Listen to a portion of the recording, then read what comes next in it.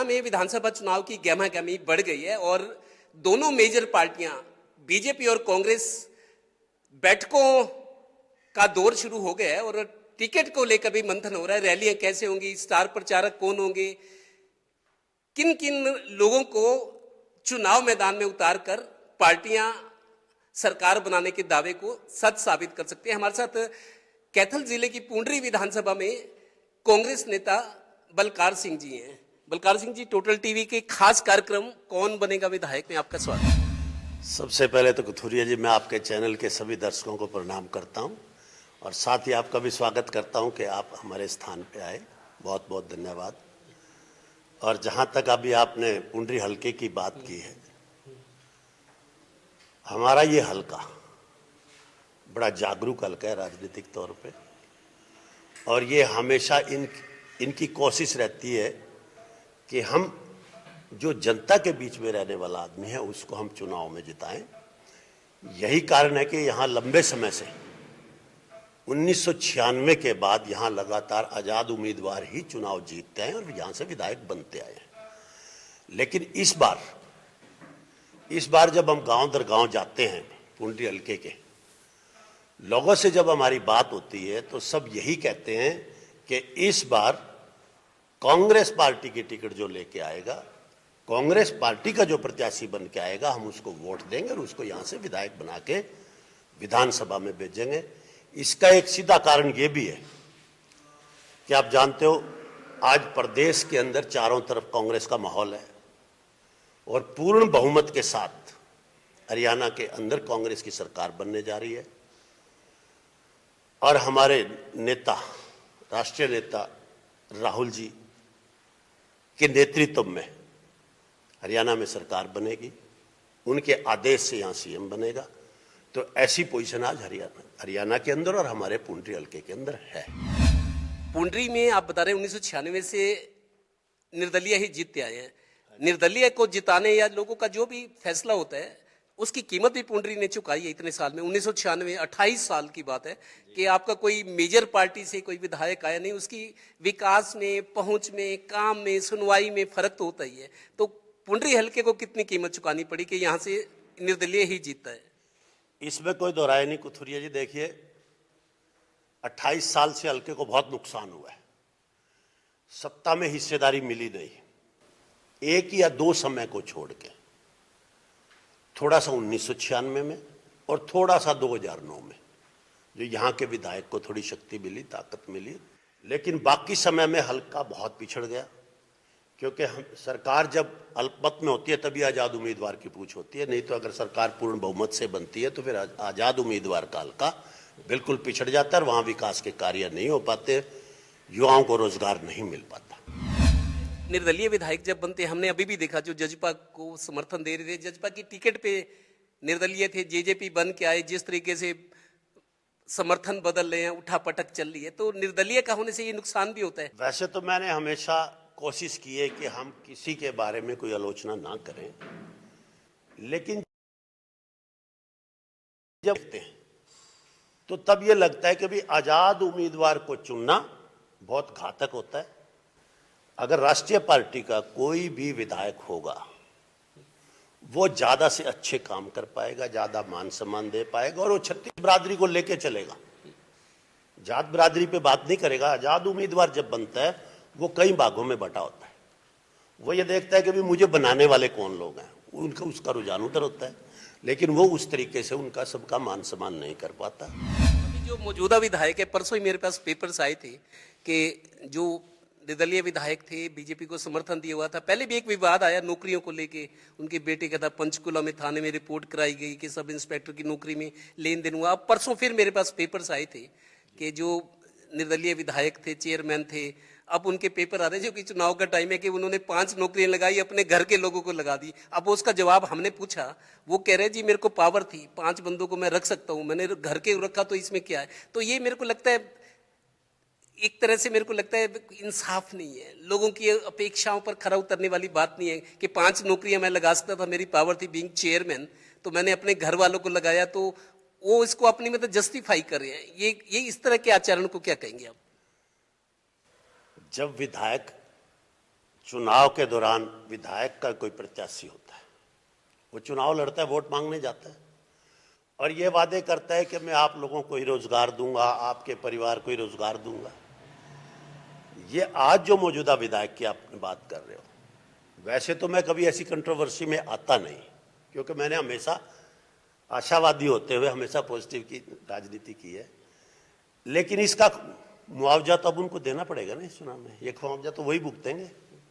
अगर उन्होंने कुछ गलत किया है, हल्के की जनता उनसे जवाब मांगेगी और उनको जवाब देना पड़ेगा कि उन्होंने ठीक से जो वादे किए वो पूरे नहीं किए, क्योंकि अब लोग जागरूक हो चुके हैं। आजकल हमने देखा लोग 2-2 साल में पार्टी बदल लेते, टिकट चाहिए, अपने स्वार्थ है, राजनीतिक करियर को स्थायित्व देना है, स्टेबिलिटी देनी है, किला सुरक्षित, खूंटा सुरक्षित होना चाहिए। लोग आजकल पार्टियां बदले, लेकिन आपके बारे में मेरे को लगता है, जितना मैंने जाना है कि 30 साल से 25-30 साल से कांग्रेस में ही हो, भले ही जनहित कांग्रेस बनी थी, लेकिन कांग्रेस से ब्रेक अवे ग्रुप था, लेकिन कांग्रेस से बाहर आपने झांक के नहीं देखा, जबकि लोग 2-2 साल में पार्टियां बदले। देखिए, जब हमने जनहित कांग्रेस बनाई, वो भी एक कांग्रेस का ही पार्ट था, क्योंकि चौधरी भजनलाल जी के समर्थकों को जब ठीक से कांग्रेस में सुनवाई नहीं मिली, तब एक कांग्रेस की ही दूसरी सेम विचारधारा से एक पार्टी का गठन हुआ। कुलदीप जी ने गठन किया, पार्टी को बनाया और कांग्रेस की विचारधारा को ही आगे लेके आई हमारी पार्टी, और फिर कांग्रेस में ही हमारा विलय हुआ। तो ये बात आपने दुरुस्त कही है कि भी नेता, जब ये बातें सब चलती है ऊपर के स्तर से, अब जिन लोगों ने कई कई बार जो विधायक भी बने, पार्टियों का लाभ उठा के एमपी भी बने, मिनिस्टर भी बने, जब वो इस तरह की बात करते हैं तो तब एक साधारण कार्यकर्ता के ऊपर बड़ा भारी चोट होती है कि हमने पूरा जीवन इनके साथ लगा दिया और ये लोग एक बार भी पार्टी के लिए काम करने को तैयार नहीं। तो ये बिल्कुल गलत है, ऐसा नहीं होना चाहिए। आदमी को ईमानदार जरूर होना चाहिए, अपनी जिस पार्टी के साथ वो जुड़े तो वहाँ ईमानदार। आज मैं आपको कहता हूँ, कांग्रेस पार्टी मुझे यहां से प्रत्याशी बनाती है, मैं आज हल्के में जा रहा हूं, हर गांव में हर मतदाता को मैं एक ही बात कहता हूं कि कांग्रेस पार्टी जिसको भी यहां से प्रत्याशी बना के भेजे, आप उसको यहां से विजयी बनाना, कांग्रेस की सरकार बनेगी और अपने हल्के का विकास होगा। मैं कांग्रेस के लिए वोट मांग रहा हूं, अपने लिए नहीं मांग रहा। तो ये इतनी वफादारी तो पार्टी के, जब जहां खड़े हो, कम से कम जहां खड़े हो वहां तो ईमानदार रहो। चलो बाहर चल के तो क्या ईमानदार होगे, लेकिन जब तक वहां हो तो ईमानदारी से पार्टी के लिए काम करना है। एक और डेवलपमेंट अच्छी हुई है कांग्रेस में।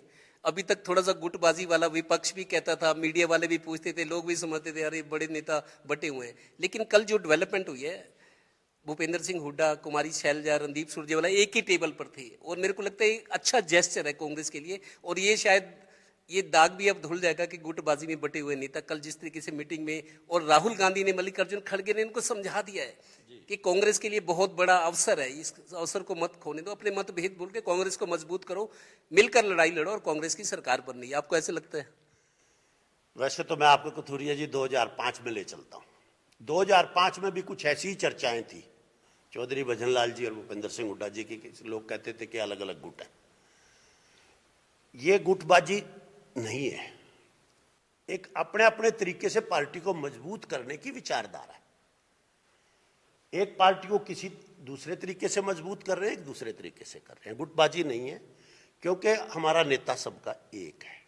श्री राहुल जी हमारे नेता हैं और एक ही नीति है पूरी कांग्रेस की, बस प्रचार का तरीका अलग अलग है, कोई गुटबाजी नहीं है। चौधरी भूपेंद्र सिंह हुड्डा जी भी हमारे प्रदेश के नेता हैं, कुमारी शैलजा जी हमारी बहुत सीनियर और बड़ी ईमानदार कांग्रेस पार्टी की कार्यकर्ता रही है और आज भी वो एक कार्यकर्ता के रूप में ही काम करती हैं। उनको अच्छा लगता है अपने आप को कांग्रेस पार्टी का कार्यकर्ता कहलवाना। तो ये बड़े गर्व की बात है, हम उनके साथ लगे हुए हैं, वो हमारी नेता हैं। तो हमें अच्छा लगता है कि भाई इतने साफ छवि के और ईमानदार, जो इतने वफादार पार्टी के नेता हैं, वो हमारे नेता हैं। तो कोई गुटबाजी नहीं है, पूरा लाभ मिलेगा इन सबको इकट्ठा चलने का। और कांग्रेस बिल्कुल, आप ये देखना, बड़े अच्छे बहुमत से सरकार बनाएगी। जिस तरह 2005 में 67 एमएलए बने थे, और इस बार भी हम समझते हैं कि भी 70 के करीब तो हमारे विधायक चुने ही जाएंगे कांग्रेस। आपकी जो बैकग्राउंड है, करीब 3 दशक से आप राजनीति में हो, आपने बताया स्पोर्ट्स पर्सन है, वॉलीबॉल के नेशनल स्तर के खिलाड़ी, आपकी पहचान भी है। पुंडरी में आप बता रहे हो 4 और 24 28 साल से निर्दलीय विधायक ही बनते आ रहे हैं, लेकिन जाहिर है काम उतने नहीं होंगे जितना सत्ता से जुड़ के या मेजोरिटी वाली सरकार में विधायक बन के होते हैं। इन 28 सालों में पुंडरी को जो मिलना चाहिए था, कहाँ का कमी है, मुद्दे क्या हैं? अब आप पब्लिक में जाओगे, अब तो दिनों की बात रहेगी, महीनों की भी नहीं, थोड़े 35-40 दिनों में पता लग जाएगा किसकी सरकार बनी है, कौन विधायक बन रहा है। मुद्दे क्या हैं पुंडरी के? लोगों को लगे कि आप उनके मन की आवाज उठा रहे हो, जो होना चाहिए था नहीं हुआ। क्या क्या काम करने को है? कथुरिया जी, सबसे पहली अगर कोई जरूरत है हमारे हल्के को, जो वो है युवाओं को अच्छी दिशा दिलाने की। युवा हमारा बिल्कुल भटका हुआ है, विदेश की तरफ प्लान हमारे यहां से बड़ा भारी तादाद में हुआ है, आगे भी चल रहा है। हमारी कोशिश रहेगी और हमारी पार्टी के नेता की भी ये कोशिश, आपने देखा लोकसभा के चुनाव में श्री राहुल गांधी जी ने कहा है, अपनी यात्राओं के दौरान भी कहा है कि देश का युवा देश की शक्ति है, और जिस देश के युवा के पास काम नहीं होगा तो वो देश कभी आगे नहीं बढ़ सकता।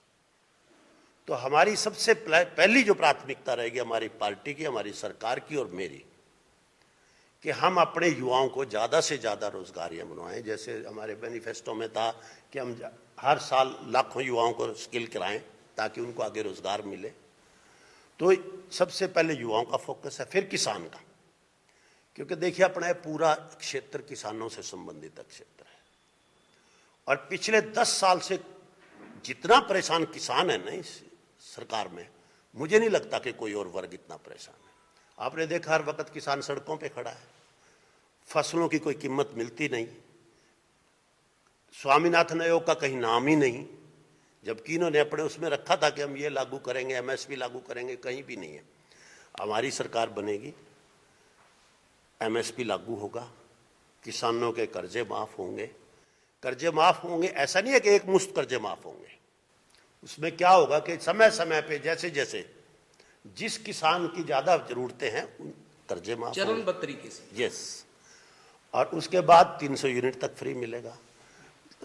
जितना पिछले कांग्रेस का जो शासन रहा है, बड़े खुशहाल थे किसान, कभी उन्होंने, उनके सामने कोई एमएसपी का मुद्दा आया ही नहीं, क्योंकि उन्होंने कभी जरूरत ही नहीं समझी कि एमएसपी की हमें जरूरत है। इतने अच्छे दाम उनको पहले से ही मिल जाते थे, तो उनको कभी ये बात उठाने का मौका ही प्राप्त नहीं हुआ कि हम कोई एजिटेशन करें या कोई एमएसपी के लिए कोई हड़ताल करे, रास्ता रोकें। तो दूसरा हमारा रहेगा कि किसानों को ज्यादा से ज्यादा लाभ मिले, और गरीब के ऊपर राहुल जी की नजर इस बार गरीब पे है, क्योंकि गरीब इस पिछले 10 साल में बहुत पीछे गया है। तो गरीब का विशेष गवर्नमेंट की स्कीमें रहेंगी जो भी गरीब को लाभ मिले। जैसे पहले हमने प्लॉट, एक बड़े चुनावी घोषणा आपकी चौधरी भूपेंद्र हुड्डा कांग्रेस के नेता कह रहे हैं 3000 पे बुढ़ापा, विकलांग, विधवा पेंशन है, उसको 6000, सीधा ही डबल। अगर आपको लगता है आर्थिक स्थिति हरियाणा की ऐसी है कि ये वायदा पूरा हो सकता है, और लेकिन घोषणा बहुत उत्साहित करने वाले कि 3 की जगह, जो बेचारे बूढ़े लोग हैं पता नहीं कब तक जिंदगी है, 3 की जगह 6000 पे मिलेंगे, एक आकर्षक वायदा है। बिल्कुल ये वादा पहले दिन से ही पूरा, 32 लाख लोग पेंशन ले रहे हैं जो सामाजिक सुरक्षा, पहले दिन से ही लागू होगा। आप देखना, कांग्रेस कभी जुमलेबाजी नहीं करती। कांग्रेस जब भी किसी बात की घोषणा करती है उसके ऊपर पहले वर्क करती है कि क्या हम ये कर पाएंगे, क्या हम अपनी दी हुई जुबान को पूरा कर पाएंगे, उसके बाद फिर ये घोषणा होती है। तो पूरे का पूरा मैप तैयार है प्रदेश का। 6000 भी देंगे, गरीबों को 100 गज के प्लॉट भी देंगे, 300 यूनिट फ्री भी देंगे, और स्वास्थ्य के ऊपर पूरा ध्यान होगा। एजुकेशन तो मिलती है, लेकिन एक होती है एजुकेशन, एक होती है अच्छी एजुकेशन जिससे युवाओं को लाभ मिले। जैसे टेक्निकल की, उसके पूरा फोकस रहेगा भी हर बच्चा ज़्यादा से ज़्यादा टेक्निकल, ताकि अगर वो विदेश की तरफ भी जाए तो उसको अपनी एजुकेशन का लाभ मिले। तो ये सब बातें बड़े नॉर्मल तरीके से, बड़े साधारण तरीके से कांग्रेस सत्ता चलाना जानती है, जनता को खुश रखना जानती है, उसके सुख दुख को पहचानती है। 70 साल सबको साथ लेके चली है कांग्रेस, हर वर्ग को।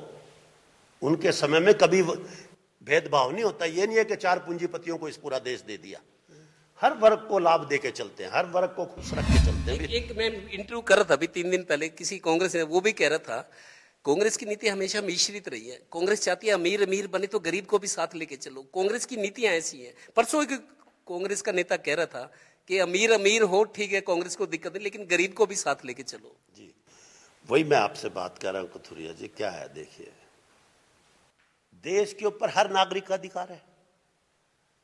सरकार बनती है सब गरीब और अमीर की वोट से बनती है, तो अधिकार बराबर है। जब वोट का अधिकार बराबर है तो सारे अधिकार बराबर है। अब कांग्रेस की ये नीतियां इसीलिए तो बनती है कि भाई अमीर का हक अमीर को मिले, गरीब का हक गरीब को मिले, और 36 बिरादरी को मिले, हर वर्ग को मिले। ये नहीं कि गरीब पिसता चला जाए और चंद पूंजीपति इस पूरे देश का पूंजी अपने पास लेके बैठ जाए। तो कांग्रेस कभी भेदभाव नहीं करती, कोई इलाका परस्ती नहीं करती। यही एक कांग्रेस की खूबसूरती है, हर वर्ग को बराबर का अधिकार देके चलती है, सबको कुछ ना कुछ मिले, ताकि हर आदमी व्यस्त रहेगा तो स्वस्थ रहेगा। जो व्यस्त रहेगा वो स्वस्थ रहेगा, तो स्वाभाविक बात है, और अच्छा सोचेगा भी तो, और काम में ही व्यस्त रह सकता आदमी, तो हर एक को काम करके चलती है। व्यस्त भी रहेगा और मस्त भी रहेगा। अभी बीजेपी के लोग भी माने, बीजेपी सरकार चला रही है 10 साल से, केंद्र में भी हरियाणा में भी है। बीजेपी के नेता भी माने कि एंटी इनकम्बेंसी वाला फैक्टर है, वो स्वीकार कर रहे हैं। एंटी इनकम्बेंसी और बदलाव, ये दो बड़े फैक्टर हैं जो बीजेपी को नुकसान भी कर सकती हैं। तो कांग्रेस की जो आप बात कर रहे हो, कांग्रेस एज लेके चल रही है, बीजेपी के लोग भी मानते हैं एंटी इनकम्बेंसी कई सीटों पर है, और बदलाव का जो स्वाभाविक एक प्रक्रिया होती है वो भी दिख रही है। तो ऐसी स्थिति में कांग्रेस का मजबूत पक्ष क्या मानते हैं? कांग्रेस को एडवांटेज मिलेगा इसका? आप देखिए, 1966 में हरियाणा बना, 1966 से 2014 तक, यानी कि 50 साल मान के चलो।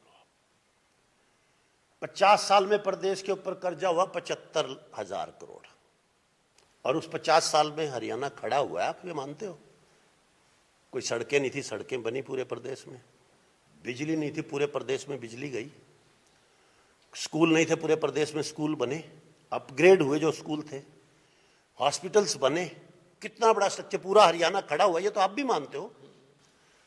और इस 75,000 करोड़ कर्जा हुआ मात्र 50 साल में।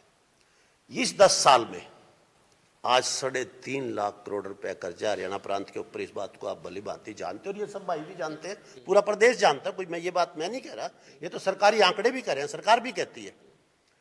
75,000 करोड़ में तो पूरा हरियाणा खड़ा हो गया, और ये जो बचे 2,75,000 करोड़ रुपया, ये गया कहां? सरकार बता सकती है इस बात को? मतलब कितना बड़ा अन्याय हुआ है हरियाणा प्रांत के साथ इन 10 साल में। इतना बड़ा कर्जा देश प्रदेश के ऊपर आ गया। चौधरी भूपेंद्र सिंह हुड्डा जी जब सरकार छोड़ के गए थे, हरियाणा नंबर 1 पे था पूरे देश के अंदर, और कांग्रेस ने इतनी अच्छी अच्छी नीतियां लागू की थी खिलाड़ियों के लिए। आज उसके नतीजे निकल के आपके सामने आ रहे हैं, और उन मेडलों की वाहवाही कोई और सरकार लेना चाहती है। इसकी नींव कहां से डली? किसी कोई आज पेड़ लगाया है, उसकी नींव होगी, वो पेड़ बन के तैयार हो गया, और फल खाने के लिए आज की सरकारें आ गई। तो ये बिल्कुल गलत है, और इस प्रदेश की जनता बिल्कुल इस बात को मान चुकी है, समझ चुकी है बड़ा बारीकी से और गहराई से, कि इन्होंने बड़ा भारी भ्रष्टाचार किया प्रदेश के अंदर। कोई काम किया नहीं सिवाय जुमलेबाजी के या कागजों में लोगों को उलझाने के। सिर्फ यहां पे क्या है, कभी कैथल बेच देते हैं, कभी कैथल से उठाते हैं पुंडरी बेच देते हैं। यही तो किया इन्होंने 10 साल में। आपने महिलाओं की बात की, युवाओं की बात की, लेकिन चूंकि आप स्पोर्ट्स पर्सन हो, नेशनल स्तर के वॉलीबॉल प्लेयर हो, खिलाड़ियों को लेके मानो आप जब मान लो विधायक बनते हो, कांग्रेस कंसीडर करती है आपको, विधायक बनते हो, आपकी सरकार बनती है, खिलाड़ियों के लिए क्या कुछ कियोगे? क्योंकि खिलाड़ियों की संख्या, अब तो हरियाणा खिलाड़ियों के नाम से ही जाना जाता है देश दुनिया में। खिलाड़ियों के लिए क्या कुछ करना जरूरी है जिसमें आप कमी देख रहे हो? Basic structure. मैं खिलाड़ी रहा हूं, बड़ा बारीकी से जानता हूं हर चीज को। अंतर्राष्ट्रीय खिलाड़ी रहा हूं, देश के लिए खेल रहा हूं, एशिया ब्रॉन्ज मेडलिस्ट रहा हूं। बेसिक स्ट्रक्चर की बहुत कमी है। आज देखिए, पीछे अभी 1 महीना पहले ओलंपिक्स खत्म हुए, मेडल टैली में हिंदुस्तान का 72वां नंबर आया। इतने बड़े दुनिया का नंबर 1 देश पर जनसंख्या के हिसाब से, और मेडल टैली में इतना नीचे। इसका कारण क्या है? बेसिक स्ट्रक्चर नहीं है हमारे पास। सिर्फ कोई, मैं ये मानता हूं, मैं उस खिलाड़ी को सलाम करता हूं, उसके परिवार को सलाम करता हूं, कि जो ओलंपिक के अंदर पार्टिसिपेट भी करता है, क्योंकि ना सरकार से कोई सहयोग मिलता और ना ही जनता से प्रोत्साहन मिलता है। जनता से अगर प्रोत्साहन मिलता है तो सिर्फ एक क्रिकेट को मिलता है। मैं क्रिकेट विरोधी नहीं हूं, मेरे को क्रिकेटर भी उतना ही पसंद है, लेकिन जनता उनको सहयोग करती है। आम खिलाड़ी को आप देख लो, आप तो मीडिया से संबंधित हो, क्रिकेट की न्यूज हो तो मीडिया भी सबसे पहले हर नेशनल चैनल पूरा दिखाता है, और दूसरे कोई खिलाड़ी हैं उनको कोई स्थान ही नहीं मिलता। एक खिलाड़ी मेरे को कह रहा था जी, खिलाड़ी के लिए बड़ा सुनो, हम पता नहीं कैसे खेतों में कहाँ प्रैक्टिस करते हैं, मतलब जिसकी आर्थिक स्थिति कमजोर हो उसके लिए तो और दिक्कत है। वो कहता है जी किसी को इंजरी हो जाए 10-10 15-15 साल संघर्ष करती है, इंजरी हो जाए तो जिंदगी करियर ही खराब हो जाता है, लेकिन कहीं से कोई मदद नहीं। खिलाड़ी के लिए बहुत ज्यादा चैलेंजेस है। इंजरी हो गई तो अपने पैसे से ठीक कराओ, 15-15 साल से संघर्ष के बाद कहीं जाकर मेडल मिलता है और कईयों को तो वो भी नहीं मिलता। तो खिलाड़ियों के लिए बहुत कठिनाइयां हैं। बहुत बहुत मैं ये समझता हूं कि भाई आप एक सिंपल से उदाहरण की बात करता हूं, क्या देती है हमारी सरकार। एक खिलाड़ी है, वो सुबह 4 बजे उठता, दौड़ता है, 25-30 किलोमीटर की रेस लगाता है, एक्सरसाइज करता है, दिन में 8 घंटे प्रैक्टिस करता है। उसको भी सरकार मात्र एक सिपाही लगा देती है। एक साधारण लड़का जो थोड़े बहुत 1-8 महीने की फिटनेस के बाद वो भी सिपाही लग जाता है। तो खिलाड़ी को एक्स्ट्रा मेहनत का कुछ मिला नहीं मिला। तो यही बात करने वाली है, हमें अगर मौका मिला, कांग्रेस पार्टी का आशीर्वाद हमारे ऊपर रहा, यहाँ की जनता का रहा, तो हम बेसिक स्ट्रक्चर लेके आएंगे। मेरी तो ऐसी अपनी सोच है, मैं सरकार के अंदर एक बात रखूंगा, प्रदेश की जनता के बीच में एक बात रखूंगा। मांग पे ही तो काम होते हैं ना, सरकार करती है, विधायक मांग करेगा, जायज मांग। मैं अपनी बात रखूंगा कि हरियाणा प्रांत के अंदर 1% किसानों को छोड़ के 1% का टैक्स, स्पोर्ट्स टैक्स लगाए, और वो पैसा जितना भी आए वो पूरे का पूरा रूरल में जाके लगे, शहर में नहीं, रूरल में जाके लगे खेल के लिए, जहां पौध है। हाँ, क्योंकि आप ये भी जानते हो कि भी रूरल में थोड़ा बच्चों में स्ट्रेंथ ज्यादा होती है। आपके कुछ युवा साथी भी इनसे बात कर रहे थे, आप अपने नेता के पास आए हो, कह रहे हैं कि कांग्रेस सरकार बना रही है और विधायक बनने का सपना शायद पूरा हो सकता है। ताकत भी लगानी पड़ेगी, चुनाव लड़ना बहुत बड़ी चुनौती होती है, काम भी होता है, बहुत मेहनत करनी पड़ती है, पता नहीं किस किस स्थिति का सामना करना पड़ता है। हमारे जो नेता हैं काफ़ी लंबे समय से पूरा जोर लगा रहे हैं, और हम इनकी बातों से इसलिए प्रभावित हैं कि जो भी समाज में जितनी भी बातें हैं जो आज तक नहीं हुई है पुंडरी हल्के में, वो हमारे नेता लाने के लिए इच्छुक हैं और आने भी चाहिए। तभी तो ये चीज़ आएगी, युवा बच्चा होगा, किसानों को रोजगार मिलेगा और किसान अपना काम करेंगे, और बच्चे जितने भी हैं बढ़ चढ़ कर भाग लेंगे। तो तभी तो, और जैसे नेताजी कह रहे थे कि जितने भी रोजगार ना मिलने के कारण हमारे के पूरे परिवार समाज के बच्चे विदेशों की तरफ रुख कर चुके हैं। अब बहुत बड़ी जिम्मेदारी आप पे भी है, आपके युवा तो हैं, लेकिन खड़े होके खड़े जाओ। इस बार चुनाव घना कड़ा चुनाव है, बहुत मेहनत करनी पड़ेगी। हाँ जी, बिल्कुल हो रहा है, और आप कह रहे हैं भाई बहुत कठिन है, कठिन नहीं है। हमारे नेता के लिए कोई कठिन नहीं है। हमारे नेता, सबसे बड़ी बात तो यह है कि ईमानदार है, सच्चे हैं और लड़ाई लड़ने जानते हैं, खिलाड़ी रहे हैं अंतर्राष्ट्रीय, तो धरती से लेके ऊपर तक का ज्ञान है इन्हें। इनको तो सिर्फ एक चीज की जरूरत है, अब विधानसभा ये जनता पंचाएगी, उसके बाद देखना इसके काम बोलता है इंसान का। और जिसके दिल में तड़प होती है ना, एक अपने हरियाणा के बदल छत्तीस बरादरी के लिए, कि इनके दिल में ये तड़प है, क्यों विदेश में हमारे बच्चे जा रहे हैं।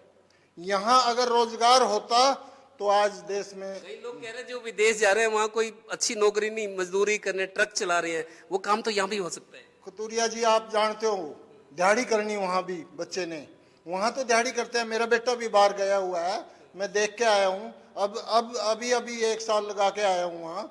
जो जितना देखते हो ना, बहुत विदेश का नाम बहुत प्यारा लगता है, लेकिन वहाँ की कठिनाई बच्चे की देखो ना, कमाने की, तो दिल नहीं करता। अब आपके जो समर्थक है और आपके जो कार्यकर्ता है मजबूती दिखा रहे हैं, पार्टी अगर आपको कंसीडर करे, क्योंकि टिकट के फैसले का टाइम भी आ गया है और आप मजबूत हो, इतने साल से कांग्रेस में हो। इस बार पूंडरी हलके की जनता जनार्दन मुझे बहुत बड़ा आशीर्वाद देगी। उन्होंने पूरा बारीकी से मुझे देख लिया, हर चीज 24 साल मेरी परीक्षा ली है हर तरह से, और वो 24 साल में कोई भी ऐसी बात नहीं ढूंढ पाए कि बलकार में कोई कमी वो ढूंढ पाए। उनको अब पूरा विश्वास हो गया कि ये आदमी हमारे लिए जरूर कुछ करेगा और पूरा ईमानदारी के साथ करेगा, और ये मेरी भी आत्मा है। कथुरिया जी, बड़ी साफ सी बात है, मैं कोई ज्यादा सी राजनीति नहीं जानता, इस फील्ड में आए हैं, जरूर कुछ ऐसा करेंगे कि लोग हमें याद करें, ये हमारी सोच। हरियाणा में घूमते घूमते कैथल जिले की पूंडरी विधानसभा है, जहां नेताजी बता रहे हैं कि 1996 से अब तक 2024 के चुनाव तो होने हैं, लेकिन लगातार 20 साल से ज्यादा हो गए निर्दलीय विधायक की पूंडरी के हिस्से में आया और उसकी कीमत भी पूंडरी हल्के ने चुकाई है। अब लोगों का जो पब्लिक सेंटीमेंट्स हैं, जो इनका दावा है, ये कह रहे हैं कि इस बार कांग्रेस पूंडरी में जीतकर सरकार भी बनाएगी और पूंडरी को एक कांग्रेस का एक दमदार नेता मिलेगा। अब फैसला हल्के की जनता को करना है। कैमरामैन विद्या और सहयोगी श्रीनिवास के साथ देवेंद्र कथोरिया, टोटल न्यूज, पूंडरी हल्का, कैथल।